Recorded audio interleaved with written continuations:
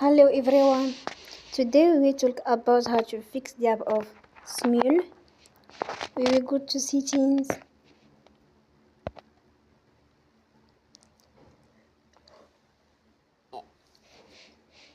Then we click on apps. After that we will search the app Smule and we click.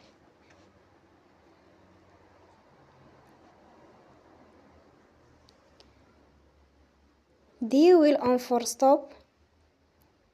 After that we will go to storage. Then we click on clear cache. In the end, turn your phone and you will recharge your phone again. Don't forget to support us by like and subscribe. See you next time and thank you for watching.